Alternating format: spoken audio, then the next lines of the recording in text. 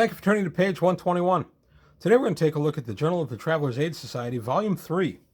This was out in 2019. And what the JtAS is from Mongoose is a retelling of a lot of the articles that were in the original Journal of the Traveler's Aid Society back in the 80s. JtAS remains one of my all-time favorite zines, magazines, e-zines, whatever, for any role-playing game. To me, JtAS is right there with the old dragons. And I like these updates, retellings of the JtAS. I've only gotten 4 so far. This is number 3. And for anybody out there like me who was an old curmudgeon who said, I don't need that stuff, I've got the originals. There's enough rewritten and revisited on a lot of these to make it worth your time. I like these, and as I said, I'm steadily buying them up. There are a total of 12 out now. They're both done in Kickstarters. I didn't participate in either Kickstarter, but I have been buying them. Actually, one of the things I've been doing is whenever a sale is run, like GM's Day sale, or they just finished the Black Friday sale, there may be a Christmas sale coming up on Drive-Thru RPG, I jump on that and I pick it up for the sale price. So I'm getting these instead from $15, I'm getting from about $11.50. So that's what I did with this one, and here we go. So here we have all the articles. The credits go to the old and the new authors, which I really like. And as I said, this was in 2019. And we start with Uncharted Space. We take a look at Cordelon, Bold New World. This was an interesting article because it gave us a look at terraforming in Traveller. When I first got into Traveller, I was looking for terraforming. I thought, well, yeah, I'm a long-time comic book reader, so even when I was new to Traveller, I knew about terraforming through the comic books and through science fiction. Dune comes to mind when you talk about terraforming as a plot point.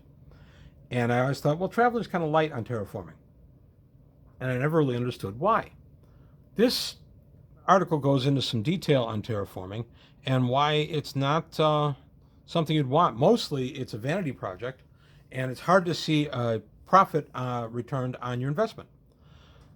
So I thought that was kind of neat. I like terraforming. Terraforming is when you take a planet and you change its type. So if you have a planet with little to no atmosphere and you're going to try to introduce a natural ecosystem into the environment and introduce more water, that is, you're changing the environment. You are terraforming it, making it more Earth-like. That's not the strict interpretation of the word, but it functions well enough for this.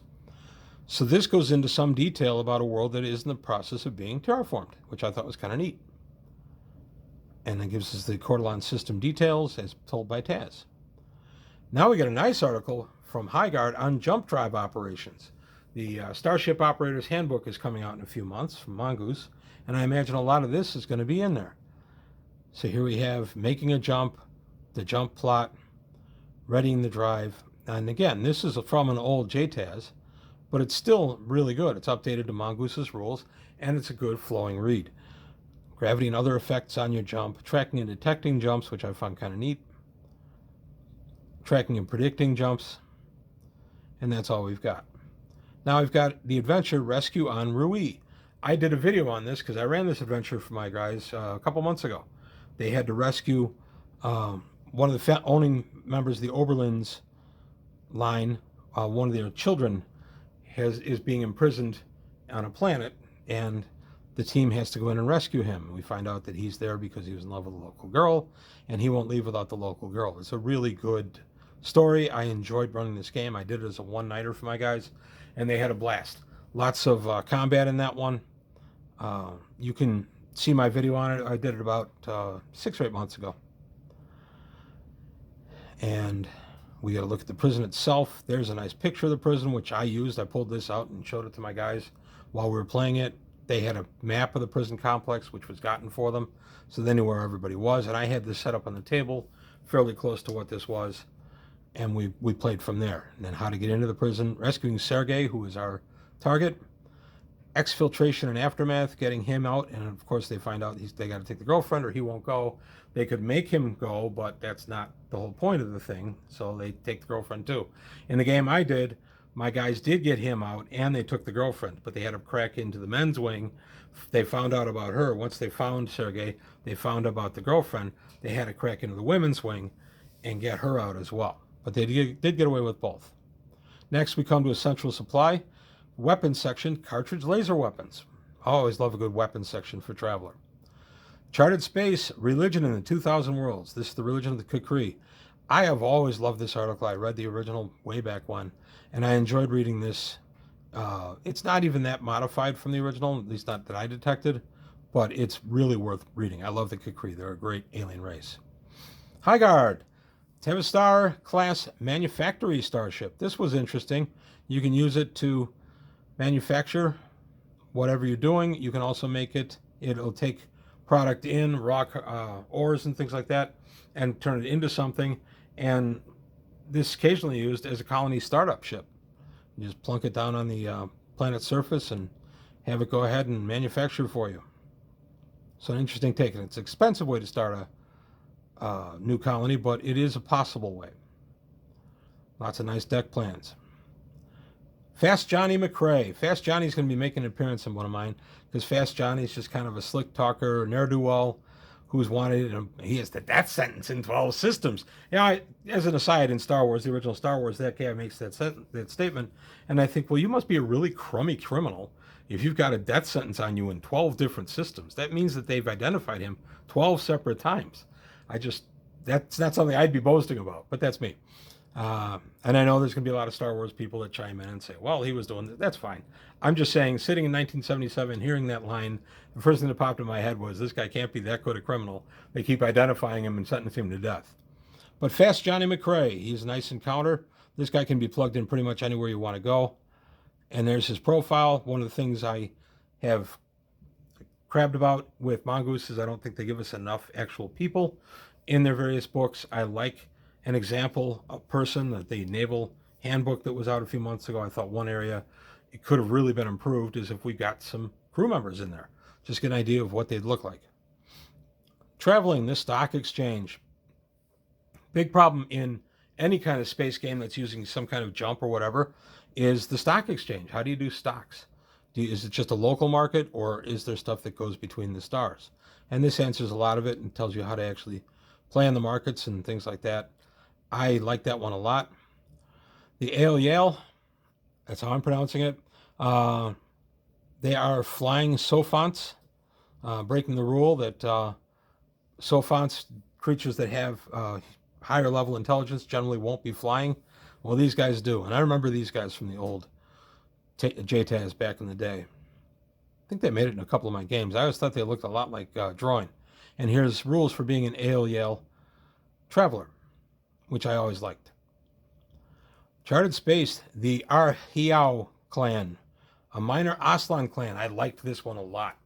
I'm going to be doing some stuff in a future campaign, Pirates of Drenax, and around the Aslan and things like that. And because of that, I'm very interested in looking at any Aslan clan information I can get my hands on.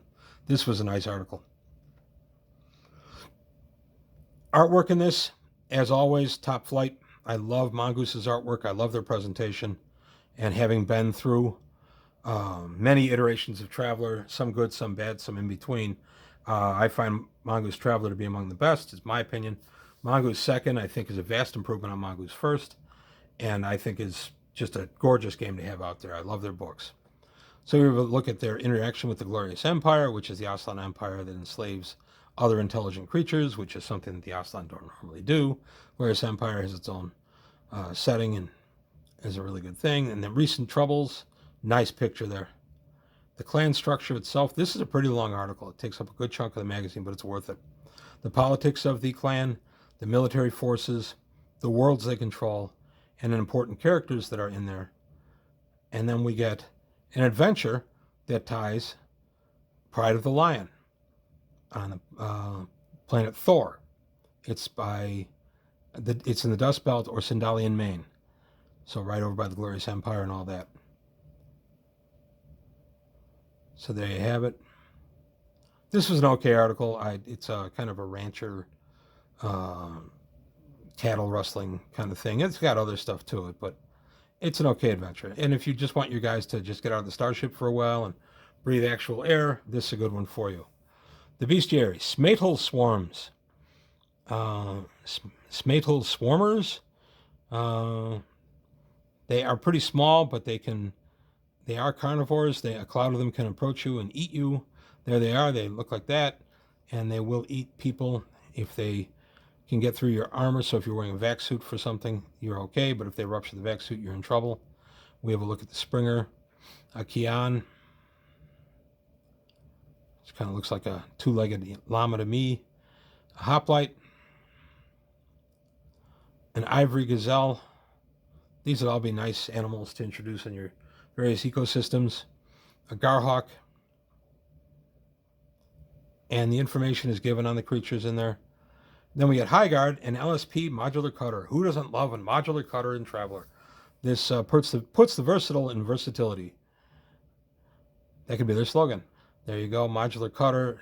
I like, you got an open module, a fuel module, an ATV module, starport shuttle module, field workshop module, assault boat. All these, mining module, shelter module, all these in one ship frame. I really like modular ships. Jump point to port. How you jump. When you get there, what's the port traffic like? How do they direct you? Do you go straight to the front of the line with a special code, or do you have to wait 8 hours to get in? Time is money.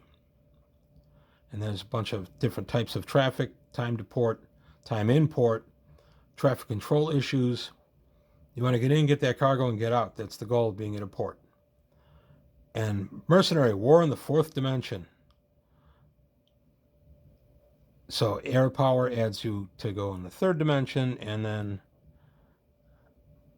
going to the electromagnetic spectrum is what they're declaring to be the fourth dimension. So computers and communications, reconnaissance and intelligence, equipment section, unit data network. And this all started with the old balloons over the Civil War, the American Civil War, the Army Air Corps going up, using the balloons for observation to see what the enemy was doing just on the other side of that hill. And it's all led to this.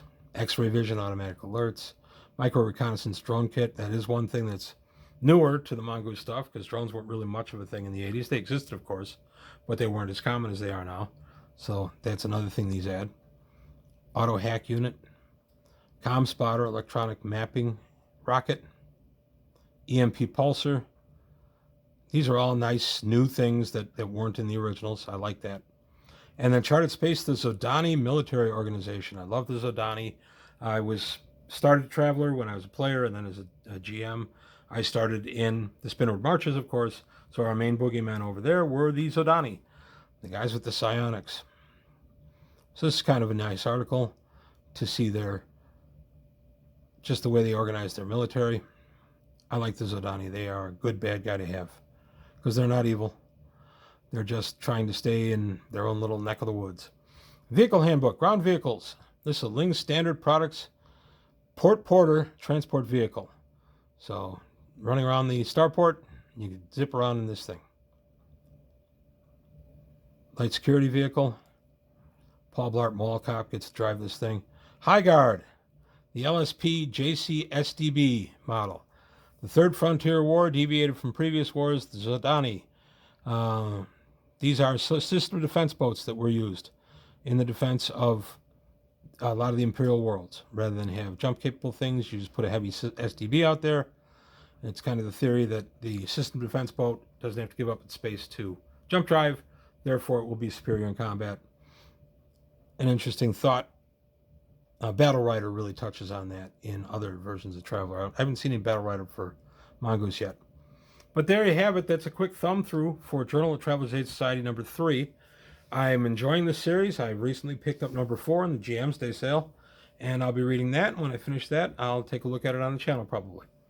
So please leave any comments below, or anything you'd like to about the JtAS, past or present, and let me know what you think. Thanks for watching, and I'll see you next time on page 121.